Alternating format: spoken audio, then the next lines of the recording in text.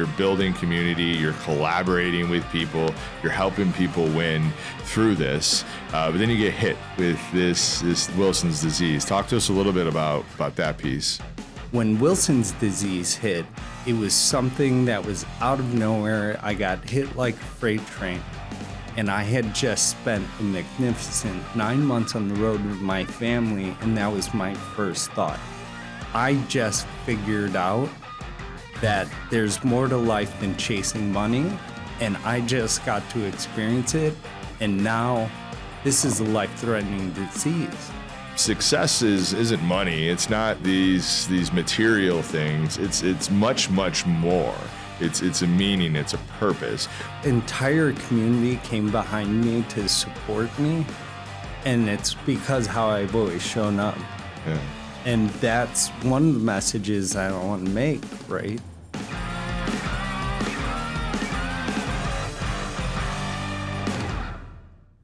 Hey, what's going on, friends? Welcome back to another episode of the Love Local Chicagoland podcast. My friends, we got a treat for you today that I'm going to dive into in just 1 second. But I want to give a shout out to our friends at Royal Family Real Estate. Thanks for sponsoring this show so we can get good stories out there of real humans doing real things and overcoming and doing life and trying to do it in a loving and positive way. We believe that stories matter here on Love Local Chicagoland. My friends, we got a great story for you today.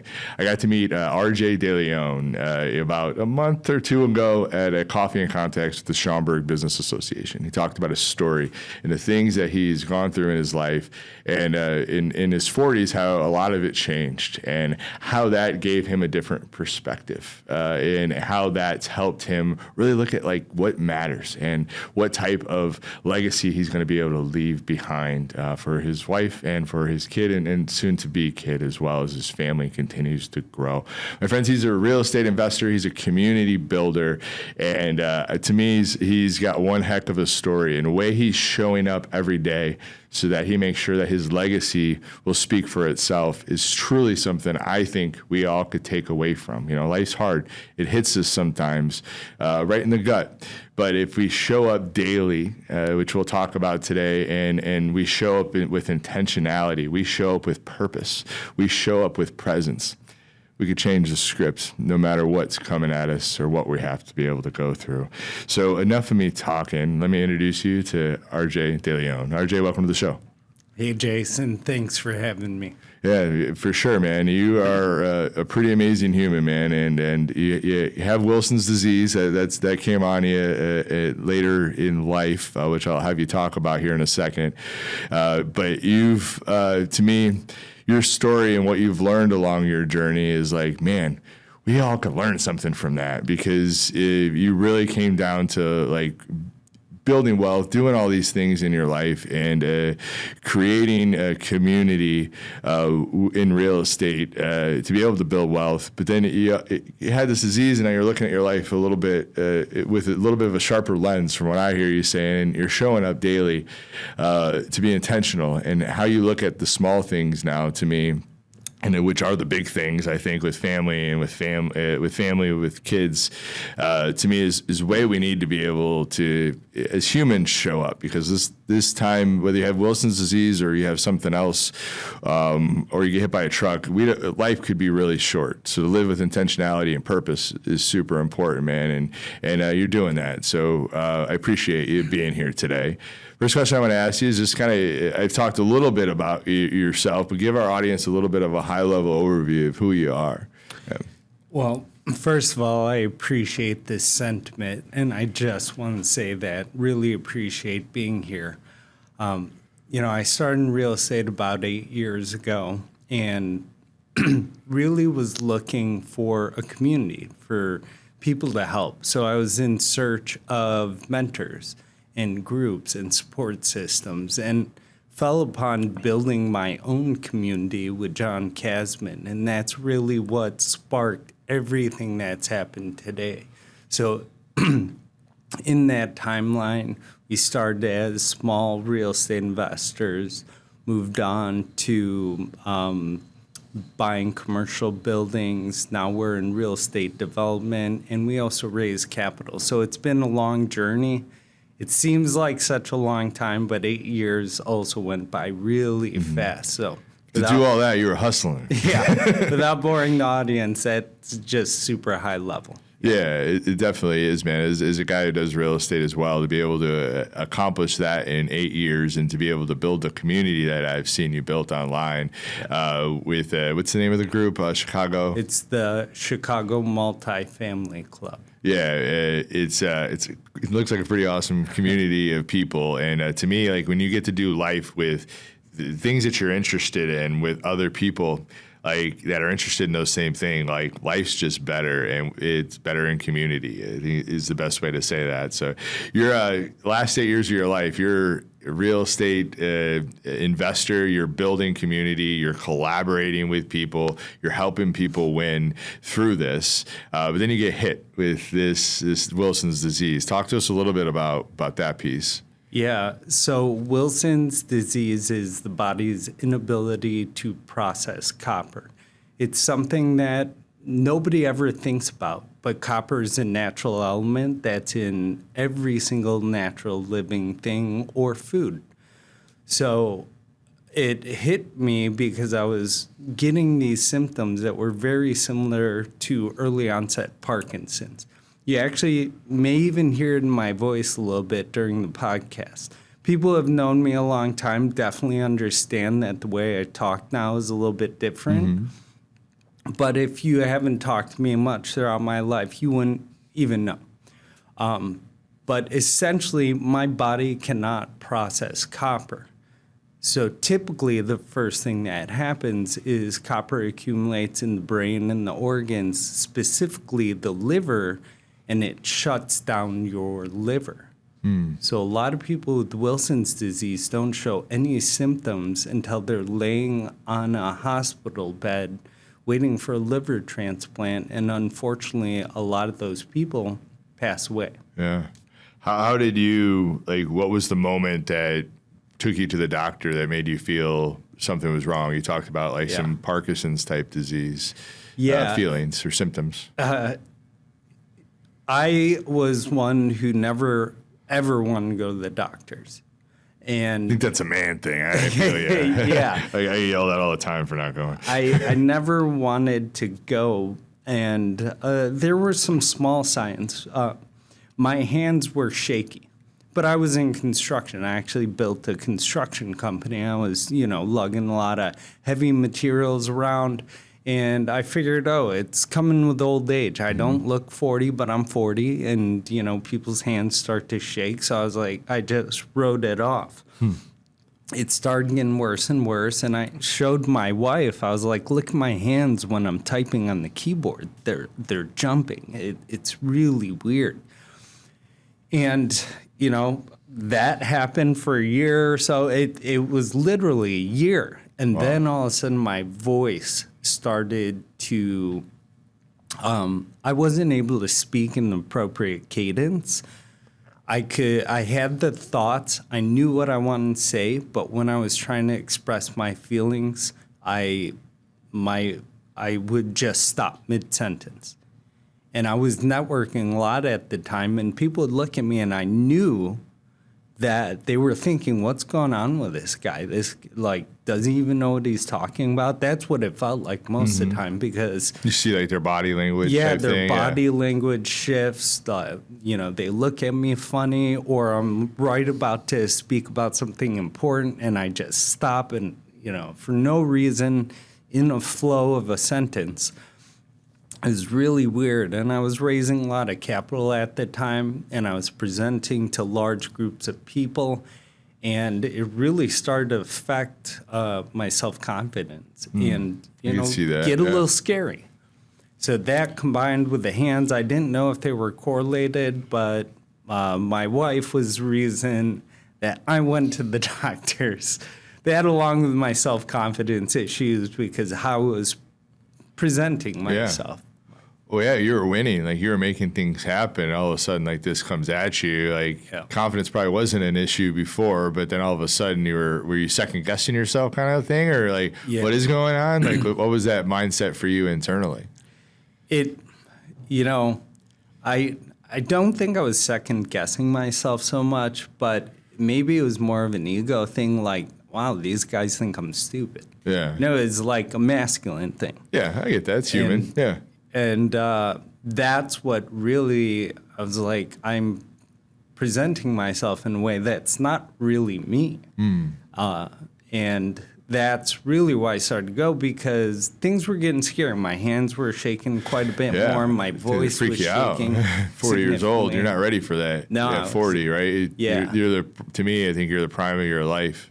So we're not expecting that here in our early 40s to come up with something like that. So you're a successful business builder. It sounds like you did the construction thing as well. You're doing well. You're raising capital. You're building community. You get this disease. Yeah. And it comes at you. It's got to be life-changing. For you, to me, coming from a place of like wanting to build wealth, wanting to grow, I'm an entrepreneur myself, and I think we both could say like serial entrepreneur is probably there. Like we probably have more ideas than we have enough time to build at the end of the day. But a lot of that comes, with wanting to be able to have the capital means to be able to do the things that we want in life and what we leave behind. For you, when all that happened, how did you begin to shift from like success isn't money? It's not these material things. It's much more. It's a meaning. It's a purpose. What was that shift like for you? I feel like that shift was already starting to happen, and that's because my wife and I decided to pick up, and we traveled the country in a 44-foot trailer.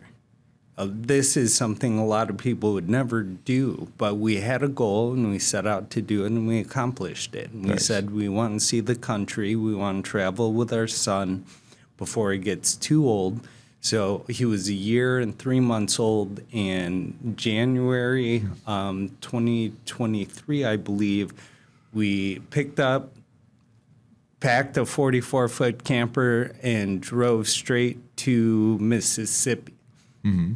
Spent 9 months on the road, and that was a significant shift into what's important. It took me away from the hustle and bustle of the city, and it allowed me to spend time with my son. It gave me time to spend with my family. So that was the beginning of this shift. When Wilson's disease hit, it was something that was out of nowhere. I got hit like a freight train.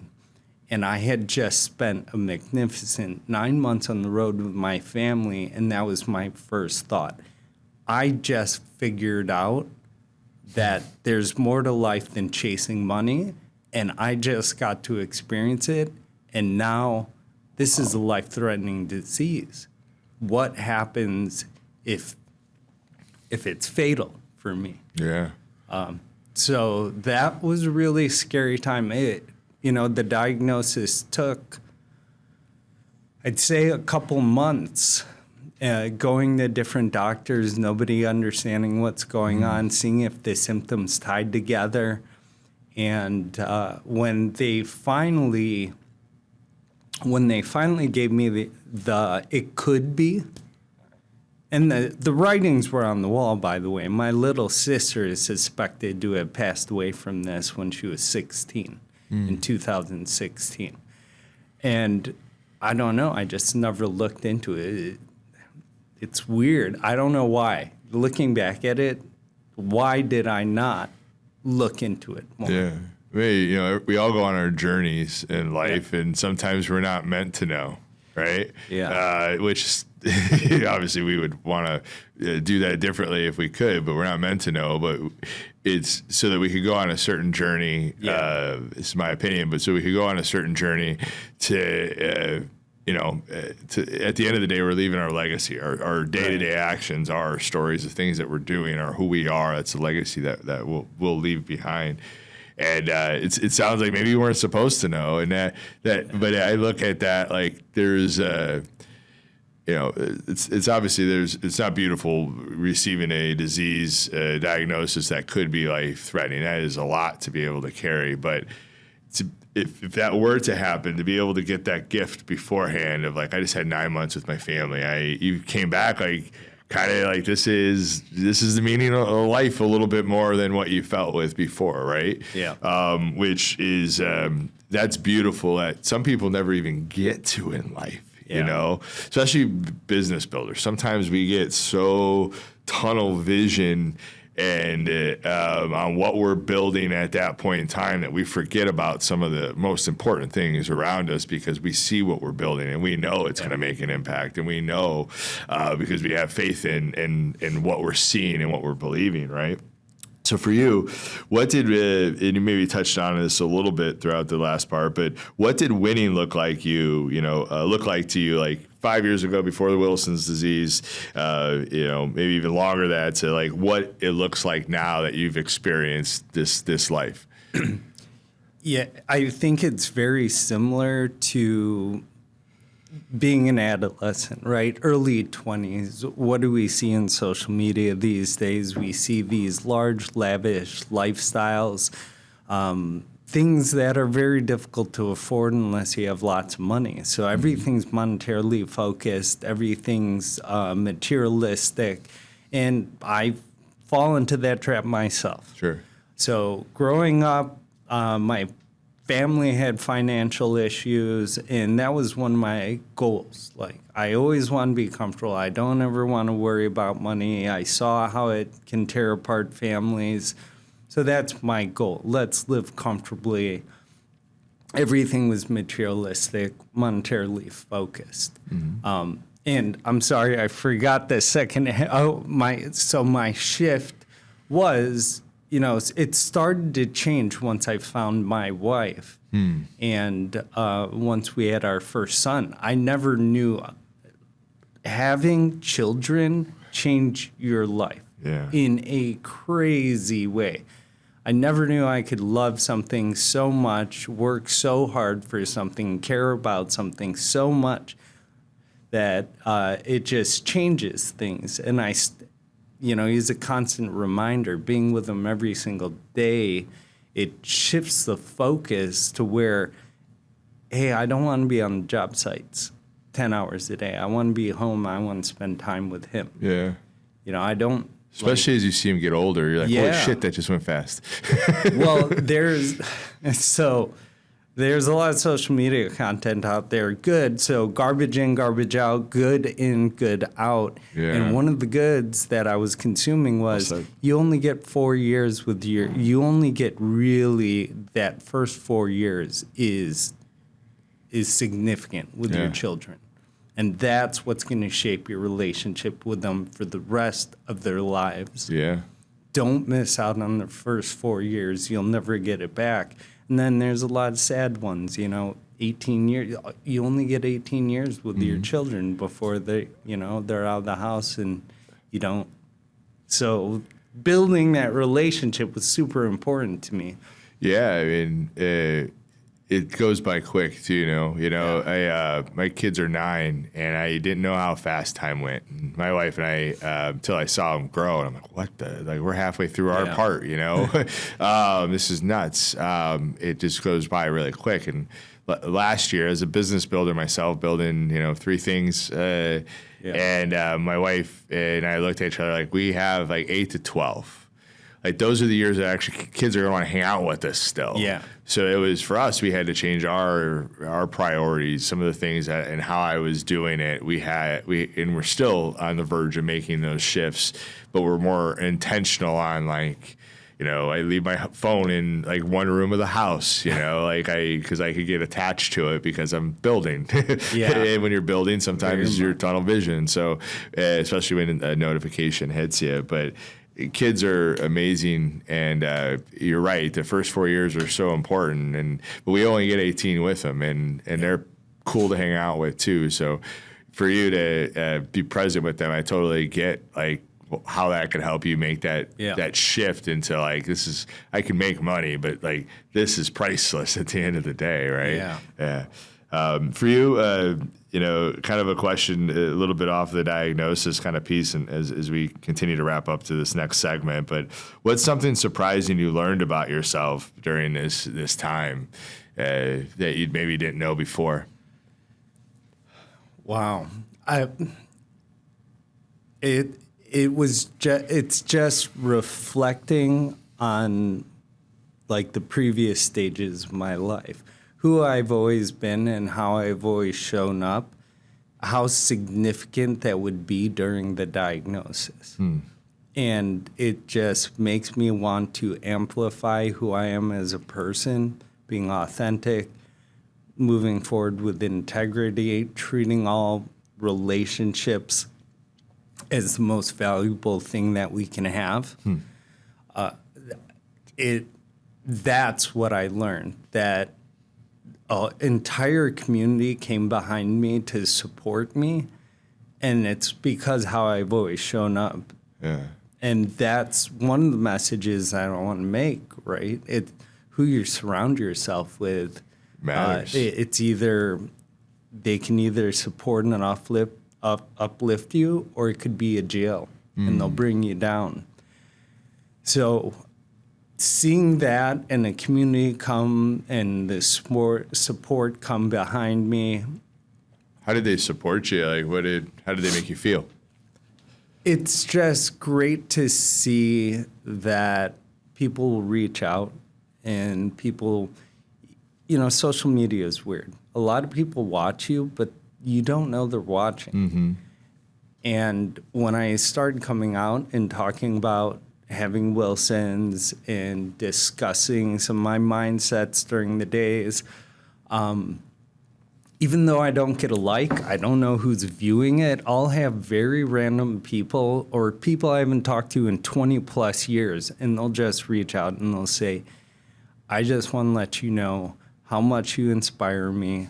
I was going through a really difficult time, and your messages really help. And there's beautiful. a gentleman I know from college that's going through, I think, non-alcoholic fatty liver disease, and he started deciding to post and being more transparent because he was seeing my messages. And he reached out to me and said that, and I was like, I had no idea I was impacting lives that way. Just, Yeah, man, you said something in there that I hope people take away from, like, living authentically. And when you show up that way and you want, like, you're always focusing on that relationship, whether it's the right relationship to groom and grow on, or it's just something to keep short and sweet, but always doing it with kindness, always doing it with respect. It goes a long way. So to me, hearing your community surround you because you were real, like you weren't social media sometimes, especially in the early set, it's about like fancy, what looks cool, but none of us want that shit because that's not what life is, right? Yeah. That's not what life is. Of course we want to be entertained, those types of things. There's that, but us from a human element, we want what's real. I heard, so I was consuming some content the other day, and it was talking about the authenticity gap. Social media nowadays, everybody wants to be big, fancy, nice car, jewelry, clothes, and then they create this persona that's non-sustainable or sustainable for them, depending. But then when people meet them in real life, they don't live up to who they show up as on camera and film. And That guy's a jerk. that guy is awful. That guy is not who he is. That guy, and they were talking about this as the authenticity gap. And thinking about that, I actually worked with a social media team, and I fired them because they kept trying to create this persona that I wasn't. I said, I can create that content, fine, no problem, but that's not me. And I did it, and we kept going back and forth. They're like, do you want to be viral? I'm like, I'd rather be me. Like, that's not me. Yeah. So I fired them. My video content looks completely different because it's just me being crazy, no filters, whatever, talking off the cusp. But as you said, I think that's what people want. Maybe I won't be huge, viral, or famous, but I will be me. And when people meet me in person, I don't have to put on a persona. Well, it's exhausting to like put on that persona. Like, Yeah. so it's why you show up as yourself. And if you don't feel comfortable showing up as yourself, maybe that's where people start for their own selves, right? I think that's really insightful, and I appreciate you sharing that. You mentioned it here, within the last 5 minutes or so, but I want to dive into it more. During our prep, you talked about the show up framework, and to me, I just look at it like mindset could help us with anything. Yeah. And no matter what we're going through, if we have the right mindset, we can do anything in this world. And I think that's kind of the root of everything else is having the right mindset into what you're saying. You surround yourself with like-minded people that get you, authentic you. Life is different and more abundant when you come at it from that way. But can you talk to our audience about the show up framework and break it down for us? Absolutely. Before I jump into that, I just want to say one thing about mindset. Mindset seems big and scary, but it could be as simple as waking up in the morning and putting a smile on your face. If you wake up in the morning and the first thing you say is, I can't bear another day with my wife, husband, whatever, that's what it's going to feel like. Yeah. So, Amen. During dark times when I'm going through things, I just wake up, put a smile on my face and say, today's going to be a good day. I have a loving family. I'm grateful. That's it. Just that one little tweak. Just, waking up, smiling in the mirror, putting a smile on your face. So mindset doesn't have to be big and scary. A lot of people think it's this overwhelming change, but it starts with one little action. Little by little, a little becomes a lot. That's a saying by Sean Croxton. He played a big role in some of my mindset shifts. Nice. But when it comes up to the show up framework, this is something that we can all do. And it's super simple. And it stands for showing up, not physically, but mentally and emotionally as well. If I didn't show up for my family during my diagnosis, I could have fallen into drugs, bad mindset. I could have ran away from the family, a lot of different things. Physically, I'd be there, but emotionally and mentally, I'd be gone. Yeah. H stands for humility or being humble, because we all have something to prove. Maybe it's not something to prove, but we're all here on this earth to do something. We're built for a reason, right? Yes. And a little bit of success can get to your head, but we got to understand we're not, we may feel like the bee's knees, but we're not. And we're just 1 in 8 billion people. We're just a canvas at the end of the day. Yeah, exactly. And, so you don't want to show up like that. Yeah. And when you show up like that, you burn bridges, you're a jerk. So show up, be humble, and practice humility.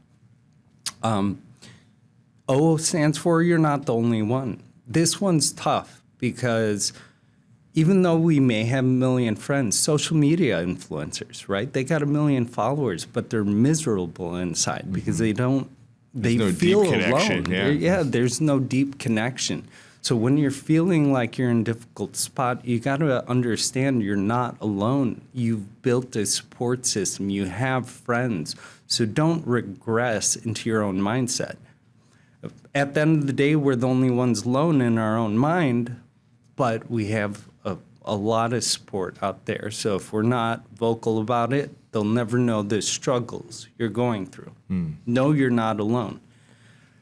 W stands for who. Who, not how, finding your who's.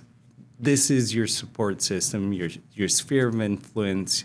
Hopefully your social circle becomes your sphere of influence, or your sphere of influence becomes your social circle, because you want these people to support you, uplift you, to carry you forward, not bring you down. So you're not alone. And who, finding your who's, your communities, build a community. So important, yeah. U stands for understanding. Life's a process. We got to understand that. We got to understand we're not the only ones in this world, and we got to understand that people are going through things. Somebody cuts you off, like, okay, we could react in many different ways. You got to understand, hey, it's not about you, it's about them.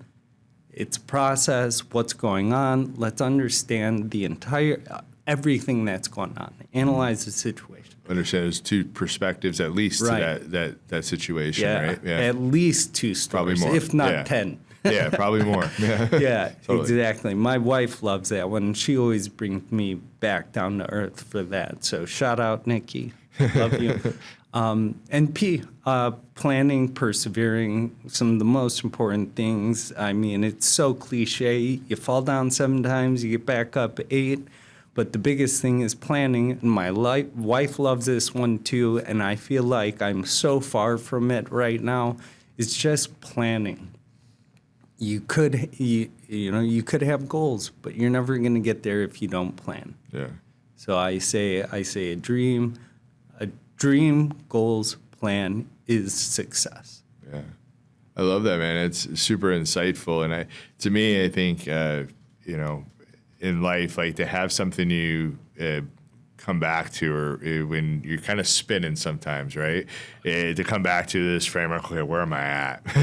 and kind of like what's missing and trying to figure that out.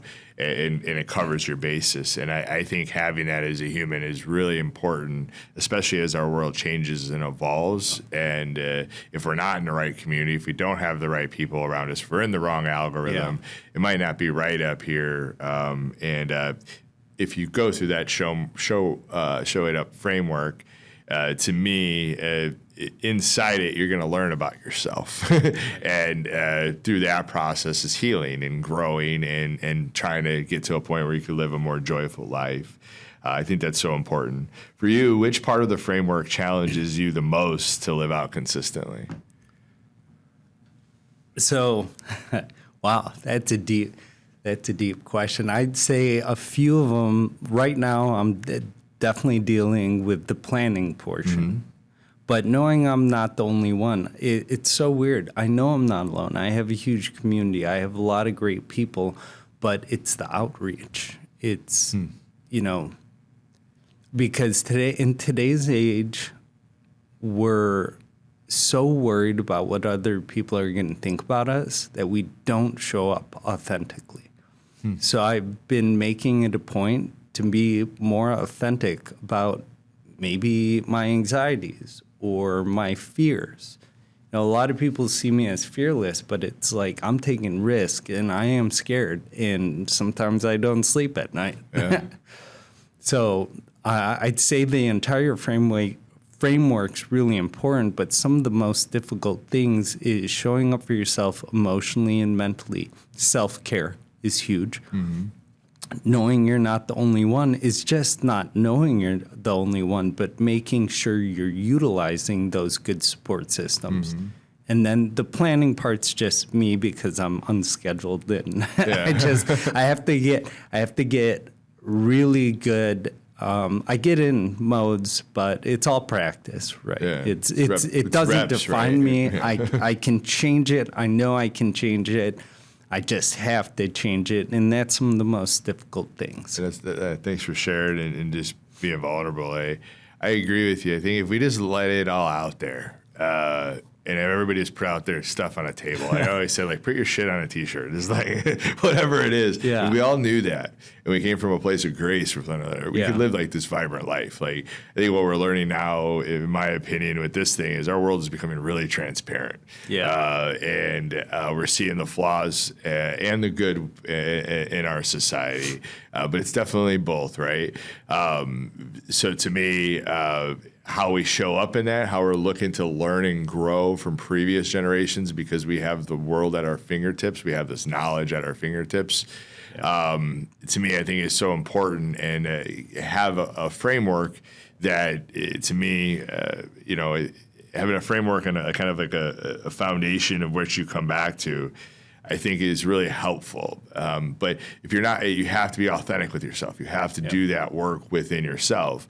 If we don't, like as humans, like we're not going to be better. We're not going to leave this world better than we found it unless because we could do anything now with that type of mindset. I think so. It also helps you understand if you're like who you are. If we do what you said and we put everything, our authentic selves on a t-shirt, are you going to be embarrassed of what people see? How are you living your life? Are you, do you portray integrity? Yeah. What are you doing, right? If you're embarrassed of the things you're doing, then you're probably not living a good life. And you're not living what you're built to live, right?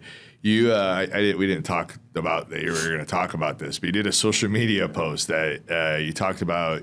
I typed into ChatGPT, tell me something unique about myself. You could be real. Don't give it to me straight type message. And I copied it. And I put it into ChatGPT, and I was like, "Holy shit!" It's scary. It's so scary.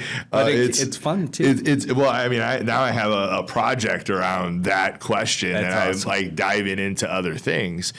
But I could tell you that if I did that 20 years ago, or 10 years, 12 years ago, I wouldn't have been able to do that next question. Yeah. Because I liked what was in there. But there was things that I was like, shit, like, man, and they were right. And it pissed me off for a second. And so I started to ask questions like, well, okay, I want to, one of the things it says, like, you have a builder mindset, but sometimes it's too hard, too fast, blah, blah, blah. You need to come back and maybe add more of a gardener type approach to what you're doing. And I'm like, how the hell do I do that? So, but it's a reflective journey for my journey. And my point is, like, if we all just be real with ourselves, and if we could come in a community with other people that we could be real with, they'll take the good and the bad, because I think in most of us humans, there's more good than bad. But sometimes we let that negative stuff drive our ways of life, our daily stuff. And that's when life doesn't give you what it's supposed to give, which is, to me, is joy. It's abundance. It's going after your dreams, which I think in turn you get those types of things. So thanks for letting me kind of dive into that piece. We talked a lot about legacy, and to me, I think we're in common of, at one time in my life, I thought legacy was what I left behind in the bank account at the end of the day. And through my own life's experiences, I've kind of gotten to where you're at, is like, that's whatever. I'm going to build, I'm going to grow, I'm going to do what God put in my heart to go after. But legacy is like how my kids are, like, how am I going to help my kids grow and be their best selves, and all these other real life things that are there. But what I learned, that it sounds like you learned too, is the real wealth of life has nothing to do with money. Nothing to do with it. It's those other things. So for you, how did your diagnosis change the way you view your time and with your wife and your son? And I'm going to even add, like, with the community of people that you have around you, because you are very evident that is so important to you, is having those types of people around you. So, yeah. Yeah. Having the diagnosis and coming home every day and being with my wife and being with my son, it's just a consistent reminder of what truly matters in life.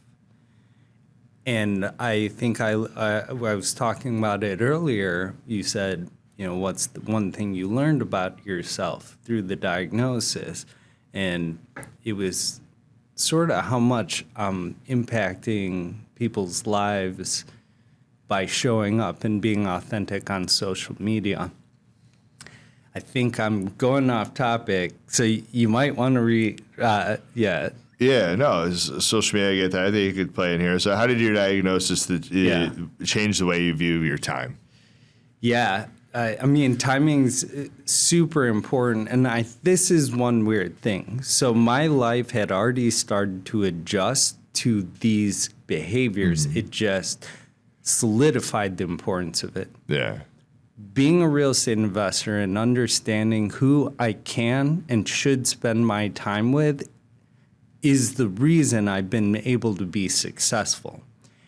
And having the diagnosis just solidified that I really need to be mindful of my time, who I spend it with, how I spend it.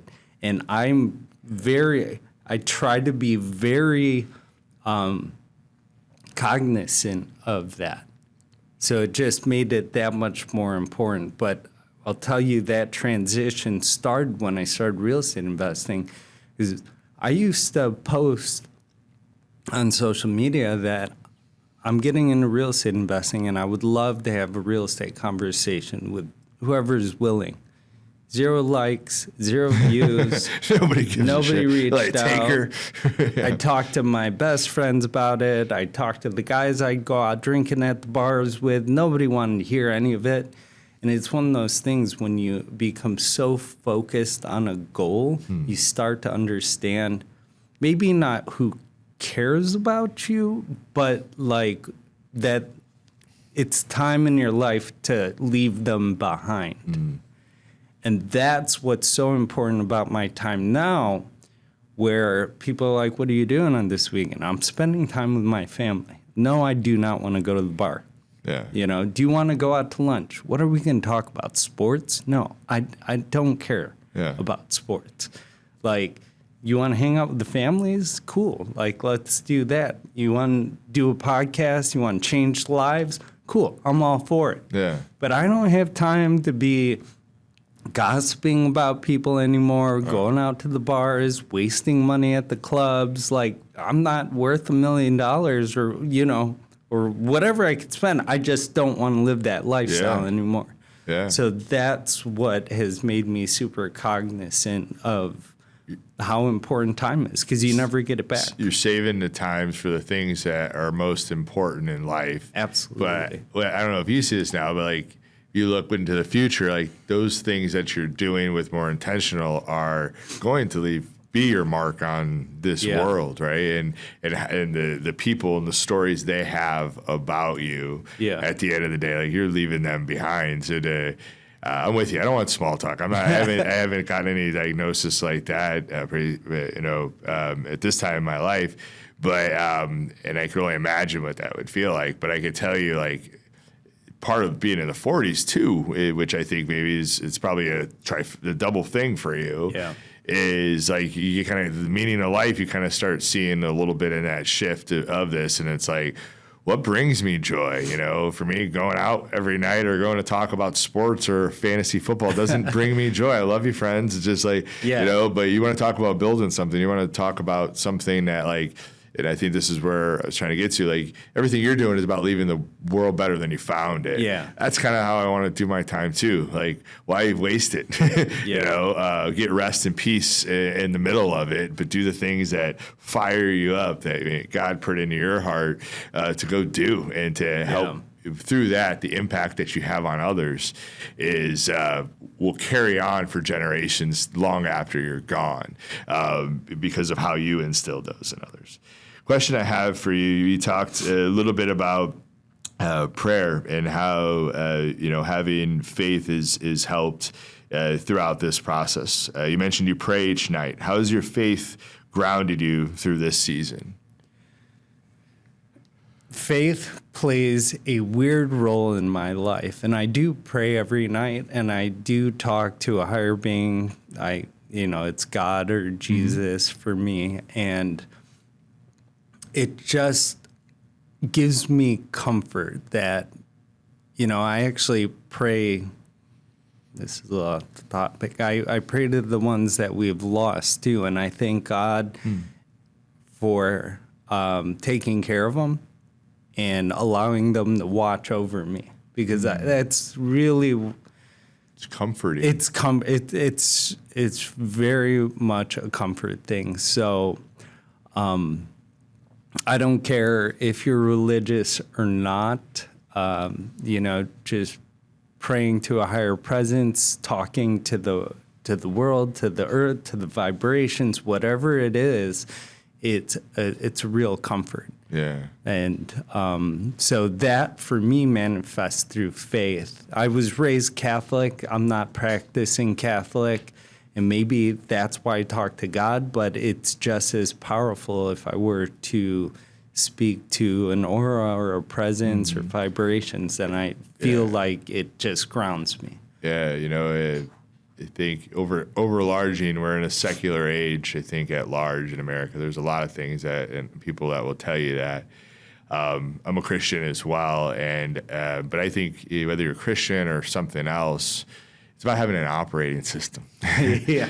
And because if for me, when I didn't practice my operating system, as I've evolved, and I don't know if you could relate with this, but then my ego gets in the damn way. Yeah. And I think I'm the one. But if I take myself out of myself and understand that, you mentioned earlier, one of 8 billion people, what's my role here, and find peace in that. To me, I do you people, but like finding some type of operating system that helps you find joy in this life, and it gets you out of your own head, because being here isn't always the best place to be either. So to find an operating system that helps you do a life, or I have friends that are Stoic philosophy and stuff like that, or Buddhist or Hindu. Like I don't care. Like if it brings you joy, it makes you happy. Like go, because at the end of the day, that's, to me, I think it's kind of what life's going to be measured by is the happiness, not only we receive, but that we leave behind because of who we were and the impact that we're going to have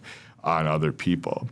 Diving into a little bit of the spiritual side a little bit more, what does spiritual strength mean to you now compared to when you're younger?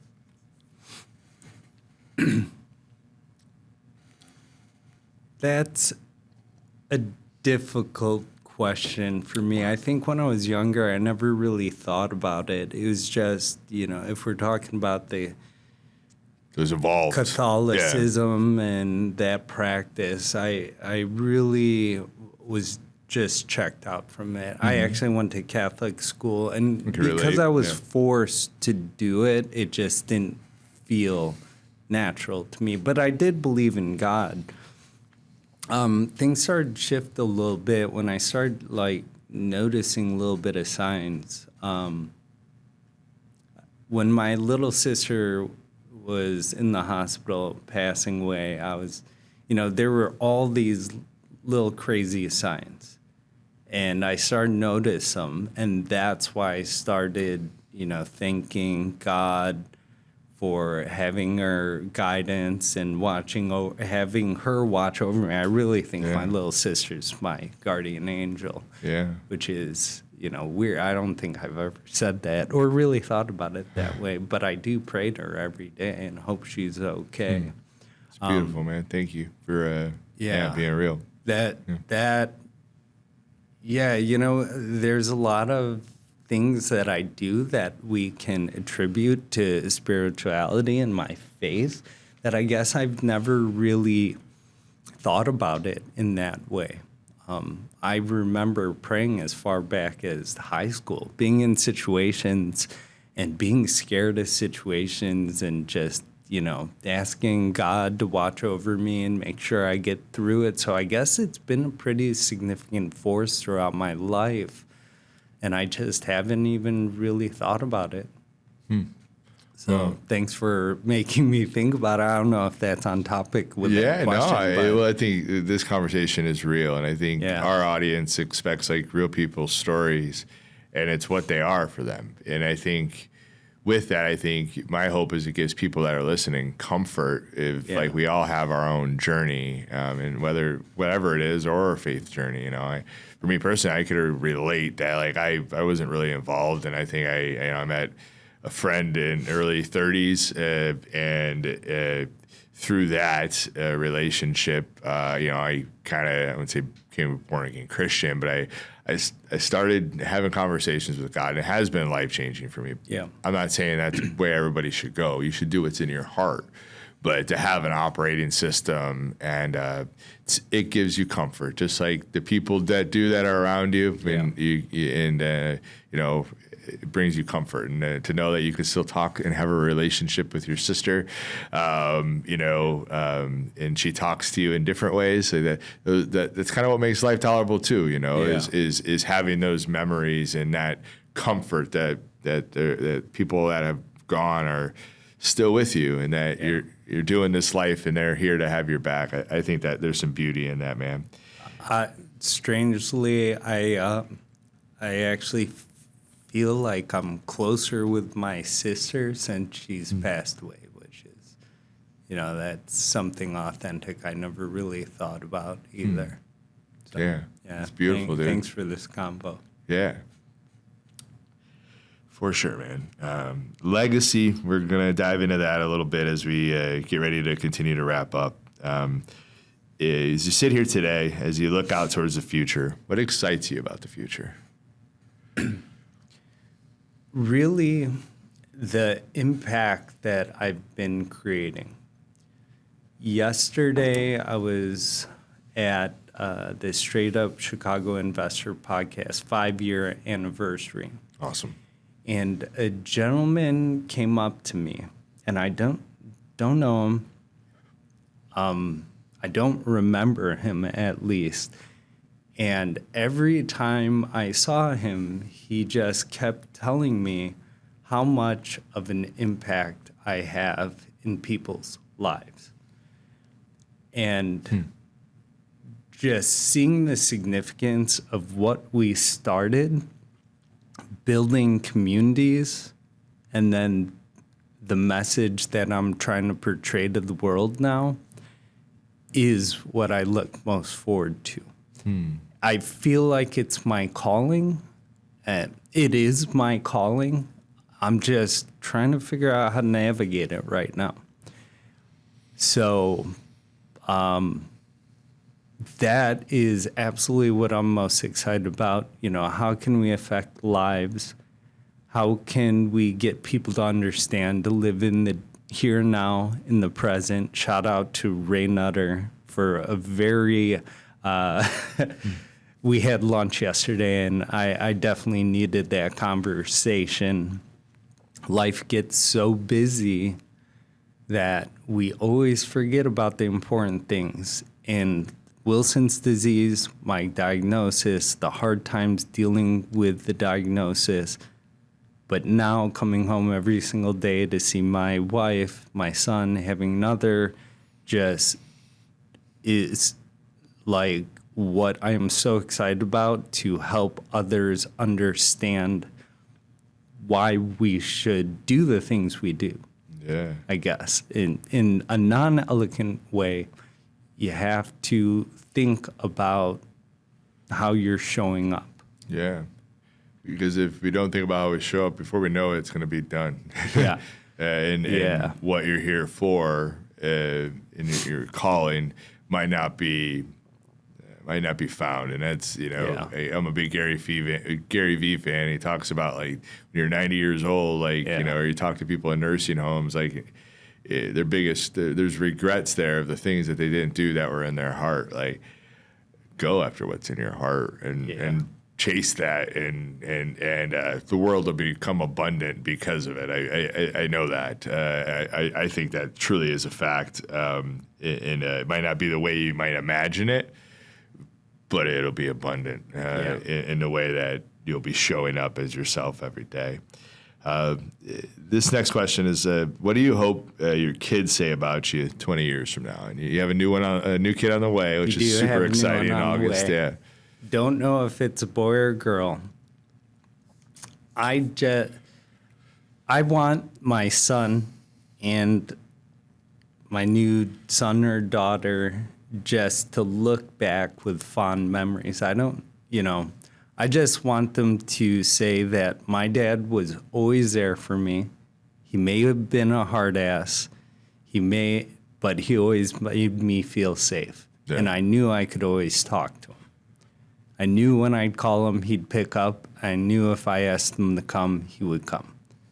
And that's what I want my children to talk about me, not how smart he was or what kind of business guy he was or all the different things he did. I want them just to feel emotionally that I was always there for them, no matter what it was.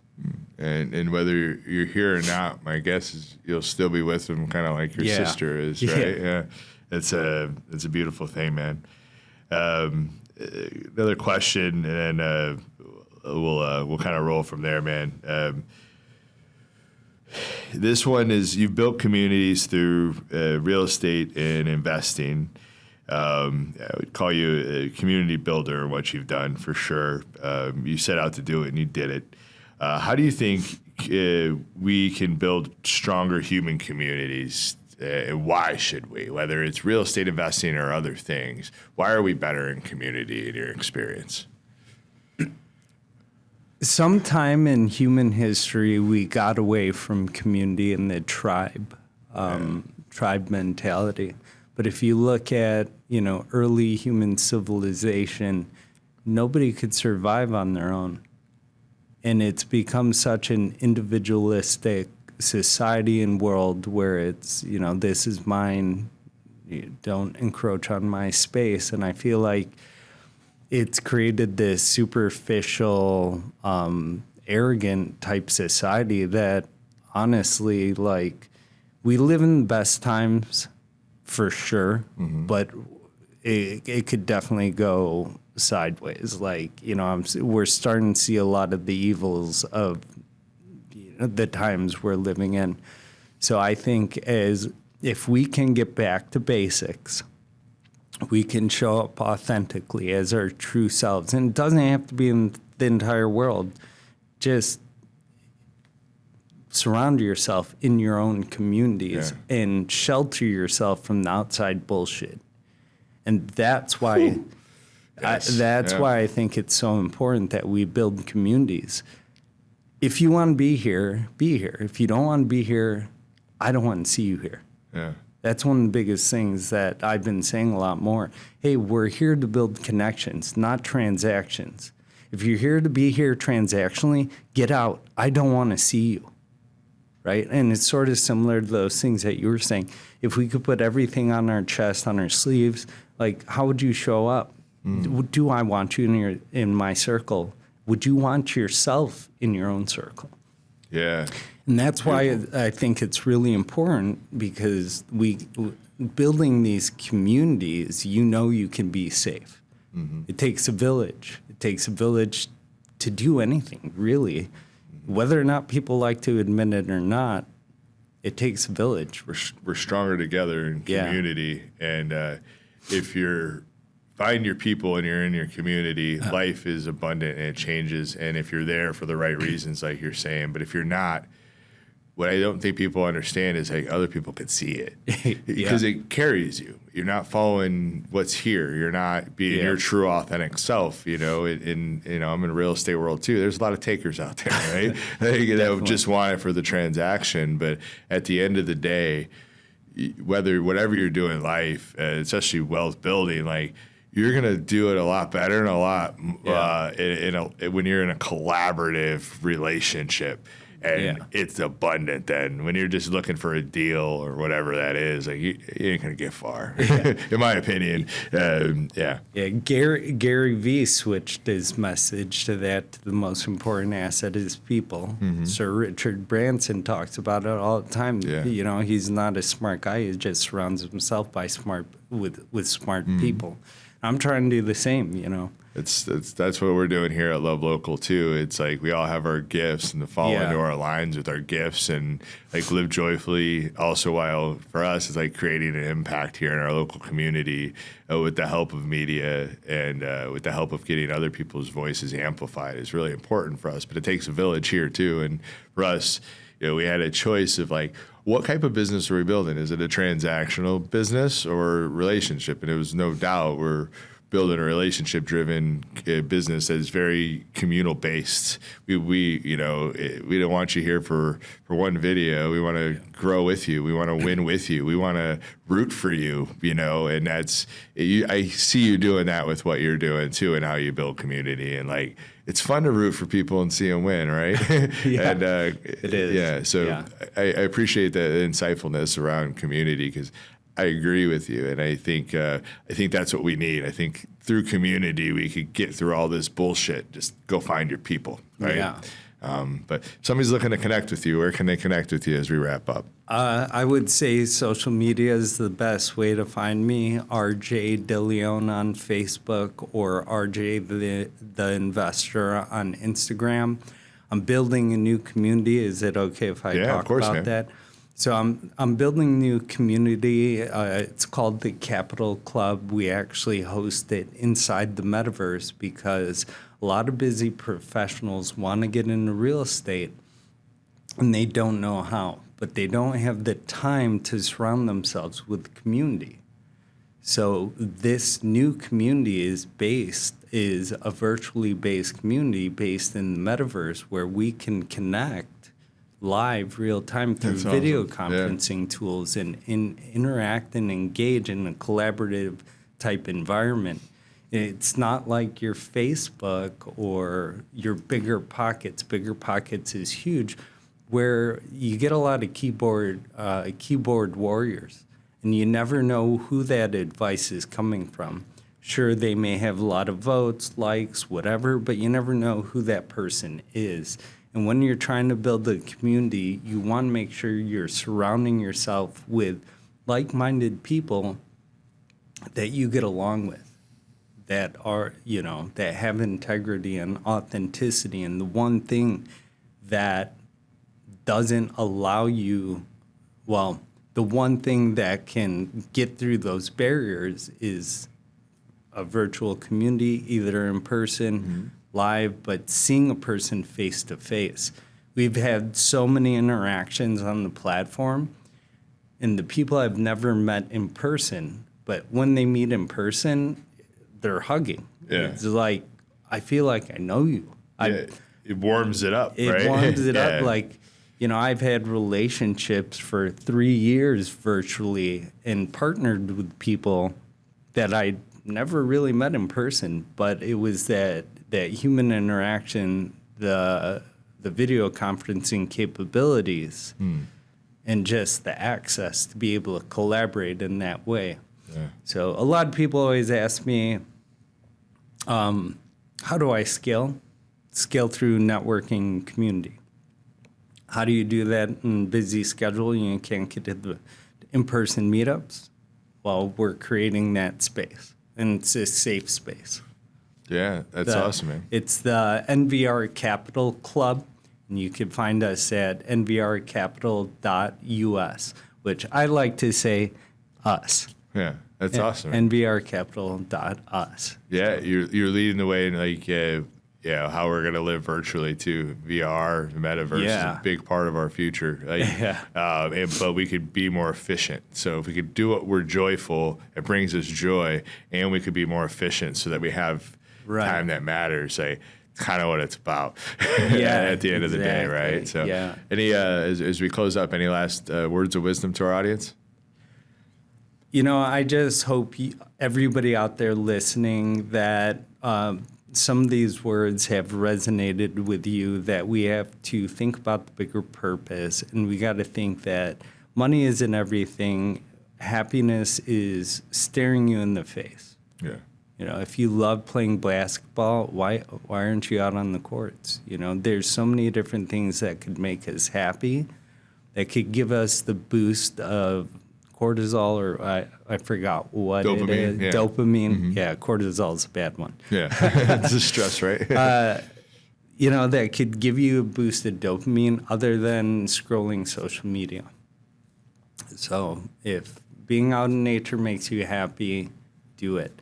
And I've fallen to those times where I'm in a bad spot and I don't realize how much getting out in the community, being in person, and talking to people and helping people really boost me up. So sometimes I go to networking events and I drag my feet and I don't want to go, but when I get there, I'm so happy I was there because that's what makes me happy. Building community, being part of the community, and whether or not I think I am or not, hopefully changing lives.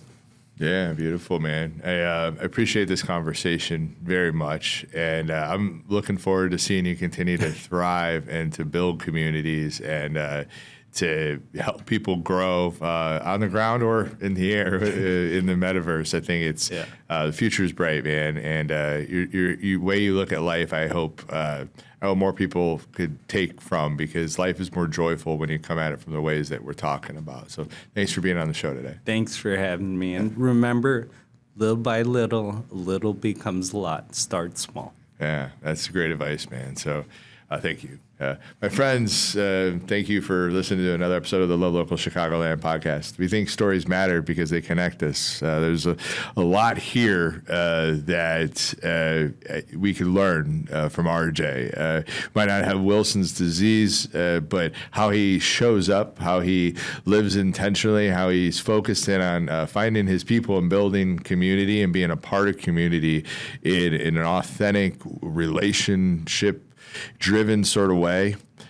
That's how to do life. So my hope is that you learn something from him. If you're a real estate investor, you got to check this guy out. He's as real as it comes, and he's doing good things. And my guess, you'll get to meet him, but he's also a connector too, so you're probably going to meet some other great people too. But my friends, show up as your authentic self. Life's better that way. When you get in community with people that are authentic like you, game on, and you could do some amazing things, and you too could leave this world better than you found it. So thanks to RJ De Leon for being on the show today, and thank you for listening, my friends. Support local, love local. We're stronger together. Peace.